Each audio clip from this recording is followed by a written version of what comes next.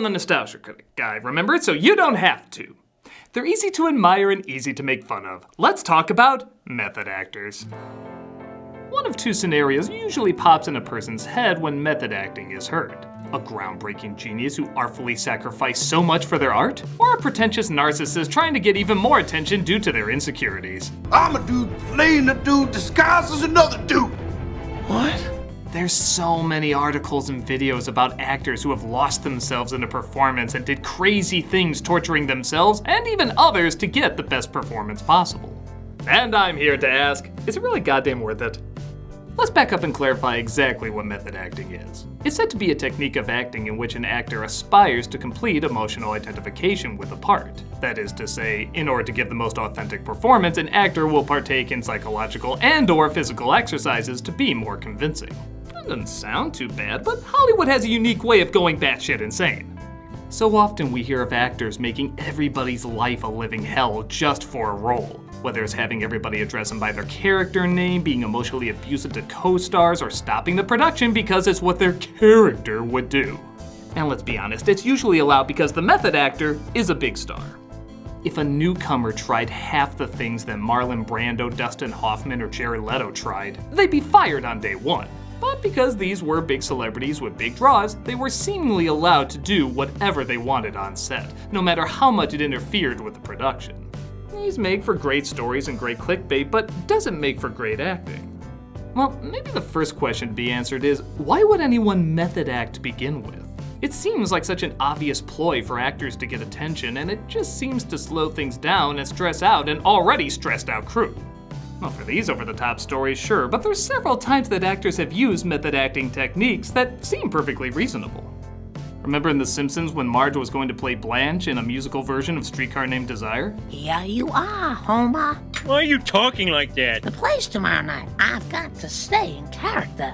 This is technically a form of method acting, but nobody sees her as crazy for it. She's doing it so she can get the accent down, as it's a voice she's not used to having, and it might be distracting if her usual accent shines through. It makes sense, and it sucks the people around her into it as well. Hey Mom, would it help if I talk like this too? It might. On the set of The Iron Lady, Meryl Streep announced as Margaret Thatcher that she was going to continue to do her British accent off set, because if she didn't, she'd lose the voice, and she's not skilled enough to turn it off and on so easily. The crew laughed and understood. If anything, she was making it clear she wasn't going to be the headache that many other method actors could be.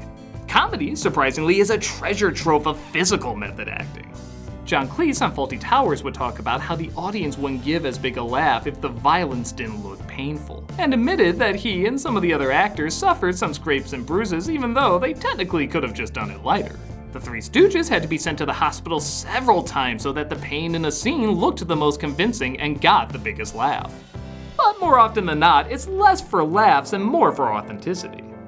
Surely the actors in Saving Private Ryan could have just been told how to carry guns, salute, and so forth, but they all went to boot camp because they knew many people would be able to tell if something was off. It's not like a space movie where only a handful have been astronauts. There's a lot of people who have served in the military, and plenty more related to them. So in a film like this, trying to be as realistic as possible, it makes sense to have all the movements, commands, and lingo embedded into your memory. Even crying for a lot of people is a form of method acting. Yeah, you can do eye drops, but most of us can tell when fake tears are being produced and when real tears are being produced. Some people can turn it off and on like a faucet, but others, understandably, have to think of something that left an emotional impact on them to produce the tears. Trying to manipulate your emotions for a role, many say is at the heart of method acting, and that's precisely what this is. Though again, it's not really met with any disapproving thoughts. A lot of times, method acting seems to work best when it's done for practical reasons. Robert De Niro is one of the most famous method actors, turning in great performances while mostly keeping to himself, yet staying in character as well. One of the smaller but still interesting instances is on the movie Brazil, when he had to be an illegal heating engineer. It's a long story. He would stay in costume and carry around his tools wherever he went, even if the camera wasn't on. At first, director Terry Gilliam didn't understand, but then he tried on the outfit and discovered how the many layers made it incredibly difficult to move smoothly in. He then realized since De Niro's character was supposed to be sneaky and fast, it made sense to become comfortable with the suit and tools. And look at him, he moves comfortably like he's been doing it for years. You never assume any of that was a pain to work with.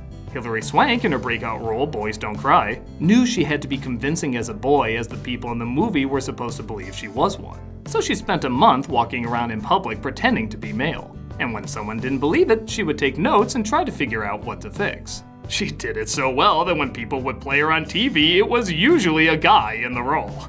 A strange compliment to say the least. And of course, arguably, the most famous currently working is Daniel Day-Lewis. In terms of modern day method acting, this is usually the guy people point to as the crowning achievement, getting tons of praise as seemingly a completely different person every time he's on screen. None of these characters seem to have anything in common. You know, apart from screaming. God is dead! They got alone! I've abandoned my child! Lots of screaming. No more decay! Because it is my name! Hence the nickname Danielle Day-Lewis. With performances this big and yelly, it'd be easy to throw him in the same camp of people method acting just for attention. But the more I looked into this guy, the more his reasons did mostly make sense. In My Left Foot, he stayed in a wheelchair and had people carry him around. That sounds douchey, but because he could walk fine and didn't know how a person with cerebral palsy would move or act, it does kinda add up why he would do this for a performance. He isn't just paralyzed for a few scenes, it's the entire movie, and it's based on a real guy. So it makes sense to represent a drastically different way of living and moving that you're not familiar with as best as possible. In films like The Crucible and Last of the Mohicans, he tried living months like his characters would in that time period, which does seem like a little much, but it appears he's doing it on his own and is to be as authentic as possible. The way he moves and acts feels like a guy who lives in that time period.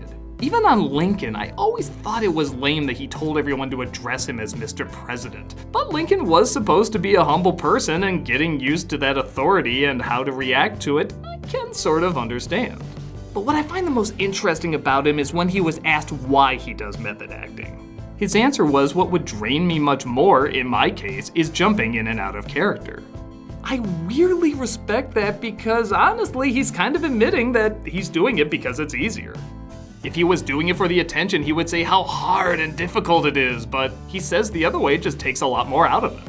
There are some actors that can go in and out of character in a millisecond, he's just not one of them, and clearly wants to give the best performance he can. It's odd, but there is a level of relatability I think a lot of people can sympathize with. But to the ethical people, what about the assholes?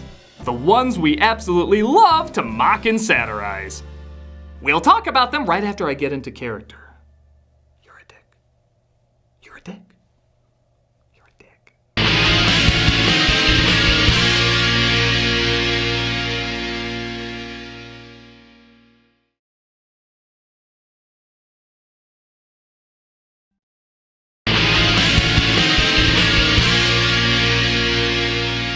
So now it's the part of the video that, let's be honest, is the reason you clicked on it. The douchebag method actors. These, in my opinion, are when actors seem to be using method acting more for attention than practicality. Notably the most infamous in that he was the most famous star in the world and for the most part turned in some damn great performances was Marlon Brando. In The Godfather, he believed in the spontaneity of the performance, so he would have his lines hidden on set so that he could read them, sometimes even on people's faces. On the set of The Score, director Frank Oz reminded Brando too much of Miss Piggy, one of the characters he played, which threw off his performance. So throughout the entire film, Oz had to give him direction from another room, not even able to look at him face to face. In Apocalypse Now, he put on a ton of weight, which the character was not described as being heavy, improvised most of his lines, and would just walk off when he felt his character was done, even though there was an entire crew ready to shoot more.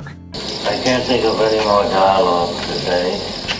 People are still split whether this is a masterpiece or a failed experiment, and a lot of that is on Brando, who was built up for 2/3 of the film. Some say he delivered, others say the horror. But to Brando's credit, he has turned in groundbreaking performances that arguably changed the art of movie acting. Others, though, You helped me by erasing my mind. Yeah, Jared Leto is quickly going down as one of the worst Jokers ever filmed, and you can't deny part of that is from the stories about his behavior on set. Not only did he stay in character verbally abusing his co-stars, but he also mailed dead rats and even used condoms to them because art. What a dick. The funny thing is, 2 other actors would play the Joker, got Academy Awards, and they used method acting. But they were using it for themselves. They weren't bringing others into their homework, they were doing it on their own, like they should have been. Heath Ledger said he locked himself in a room trying to figure out the right voice, knowing his performance had to be different from the others and match the even darker tone of an already dark character. The result was a terrifying performance nobody thought could be topped. That is, until Joaquin Phoenix, who, while difficult in interviews, such a heartwarmer. I cried 3 times. I don't believe you've ever cried in your life. What did you learn about yourself and your voice? Absolutely nothing. What do you hope that people glean from it when they walk out of the cinema? We're done.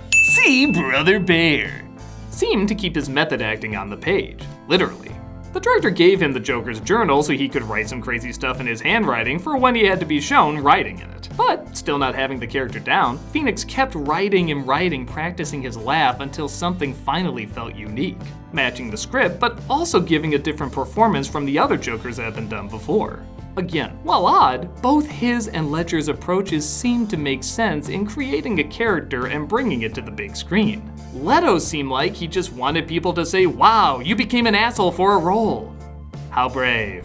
He thrusted his method on everyone else seemingly for no reason, as the role wasn't even that good. While many performers have either put on weight or lost weight for a role to look more the part, some changed their diets in a way that clearly wouldn't affect their performance. Ashton Kutcher said he went on an all-fruit diet for the movie Jobs because he heard that's what Steve Jobs did.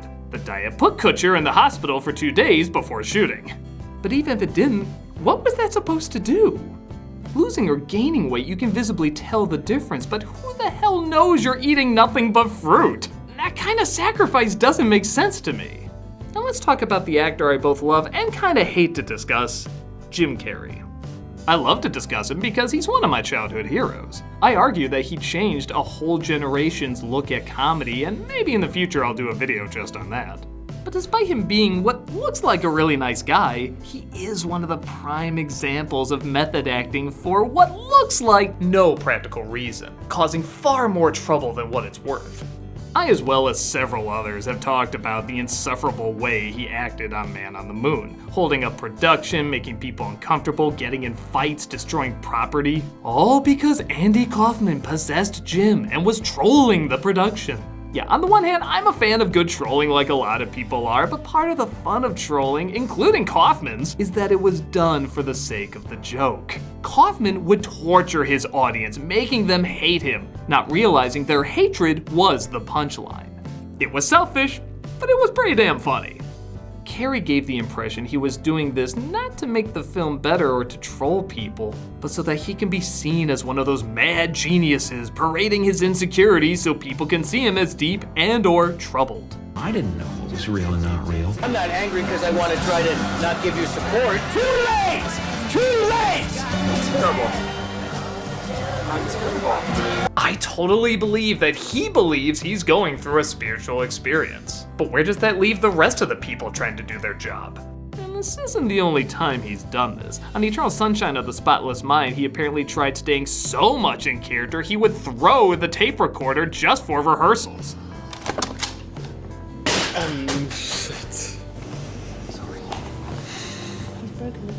I know. Look at Kate Winslet's face. She's like, okay, if you get something out of this. Now definitely keep in mind, for years early on, Jim Carrey was only seen as a fad. A lot of people didn't take him seriously, and Carrey clearly wanted to be taken seriously both as a comedian and as a dramatic actor. To me, it comes across that Carrey does this kind of method acting so that others can see him as a complex person. But the funny thing is, he's talented enough, I really don't think he needs to do it. I like Carrey fine, both comedically and dramatically, but more often than not, it feels like a performance. I'm not seeing a shy man who just got his heart broken, I'm seeing Jim Carrey play a shy man who just got his heart broken. That's not bad, it just doesn't seem worth all the method acting headaches. funny enough, my favorite performances from him are the ones where he just seemed to focus on what was best for the movie. In Dumb and Dumber, he apparently really teared up when he said he was sick of his life being in a rut. He said it reminded him of his own life before all the success, and that definitely comes through. I'm sick and tired of having nobody. Now, did he have to pretend to be a limo driver for weeks and weeks living in a shitty apartment to recreate that? No, it was something he understood so he could convince us very easily. I really like him in The Bad Batch where he plays a homeless man in the apocalypse. He has no lines, but you really get the idea of what this guy is about, and he plays to his strengths as a physical performer. As far as I know, he did not go homeless to play this part. And honestly, I know it's gonna sound strange, but my favorite performance of his is The Mask. Not as the crazy green guy, but as Stanley Ipkiss. Sure, he's a little odd and over the top, but I feel like I'm watching Jim Carrey at his most honest. He said he channeled his father a lot for the role and admitted he didn't want people rolling their eyes saying, "Get to the mask already." Because of this, he weirdly comes across as very genuine. I buy him as an awkward, goofy, but still lovable dork who has an over-the-top way of expressing himself. He took what he knew and created a really charming character that I 100% believe in the context of the film. Probably the best method acting I've gotten from him, and hear me out on this one, is The Grinch. Yeah, I pick on this movie a lot, and I'll admit I'm not a fan of the performance personally, but that's because I don't think anyone got what The Grinch was really about in this movie. With that said though, Jim Carrey was hired to give a Jim Carrey performance, big, loud, and silly. And he gave the crowd exactly what they wanted despite a ton working against him. This makeup looks like the worst thing anyone could be in. Covered head to toe to eyes. Carrey said though that he trained with a specialist to center himself and be calm even though he was freaking out at the uncomfortable nature of the costume. He said you could hit him with a bat and he would still be in a peaceful place ready to perform. And you know what, for what was asked of him? It really worked. Whatever you think of this role, I never thought he looked uncomfortable or in pain. He moved like any other Jim Carrey performance, which is already very physically demanding. Want proof? Watch Mike Myers in The Cat in the Hat. From shot one, he looks miserable, trying to act as best he can, but he clearly doesn't have the physical range that Carrey does. This is an example of method acting really working to Carrey's benefit, and in terms of box office and a lot of people's reactions, it paid off big time. So it seems like method acting can work to his benefit as long as he's using it to the film's benefit. But here's the thing, for every time over-the-top method acting gets a good performance, there's plenty of actors who can give a good performance without it. Earlier we talked about the score, with the over-the-top method actor Marlon Brando, somewhere in the middle method actor Robert De Niro, and basically no method acting at all Edward Norton. At the time, method actor Sean Penn came out with a movie called I Am Sam, the obvious Oscar bait film which was later mocked in films like Tropic Thunder. As well as, let's be honest, the score. You see, Penn would go on and on about the importance of method acting and all the preparation for getting into character when right in front of you, within a second, Edward Norton could produce the exact same thing. Okay, thank you. Okay. Thank you, Nick. What? I'm Max's guy in the customs house. We should talk. There's a famous story about Dustin Hoffman working with Laurence Olivier. Hoffman said his character was awake for 3 days, so he stayed up for 3 days, in which Olivier replied, "Have you thought about acting, dear boy?" I guess he didn't have to verbally and physically assault Meryl Streep on Kramer vs. Kramer. Oh yeah, that's a thing. Anthony Hopkins, one of the great actors, goes on and on how much he hates actors who need to spend hours to get into character, wasting a production's time. It's all easy, it's dead easy. All the stuff and crap that's put into acting and mystery of it all is all rubbish. Even in the film An Officer and a Gentleman, said to be one of the great romances. Richard Gere and Deborah Winger apparently hated each other, but they bucked up, did what the role asked for, and went on to the next job, not needing to do any acting tricks in order to fool people that their characters were in love. So okay, we've seen method acting work, we've seen it not work, we've seen it done in small doses, we've seen it done over the top. Sometimes more prep was needed, sometimes more simplicity was needed. What are we supposed to take away from this? Well, in my opinion, method acting can be effective, but it's not required. Honestly, if it was a competition between Anthony Hopkins, who doesn't use method acting, and Jared Leto, who does, I'd pick Anthony Hopkins any day. But with that said, we can't act like it hasn't given us some wonderful performances. Great skill is great skill no matter how you create it. Some people can turn great acting on and off, others need a lot of prep and research. There's no wrong way as long as the final result is something convincing. Am I against method acting in a movie? I guess not. Am I against it getting in the way of other people's work? Absolutely. To me, it's the same as showing up late on set or not knowing your lines. It's an unnecessary roadblock that slows everything down and puts people in a bad mood. So, will there still be jokes about method acting driving people crazy? Well, as long as there's still actors that drive people crazy, sure. But will there also be great performances that come from it? I think you can definitely count on that too. After all, it is still a form of preparation. It's like if two doctors walked in performing heart surgery. One can do it with ease, but the other needs more time to prepare. Neither is wrong as long as the results are the same and nothing is harmed in the process. But if the question is when is method acting needed and when is it not, that's an answer only the performer and the audience can answer. I'm a nostalgia critic, and hey, next month is March. You know what that means? Spider-Man!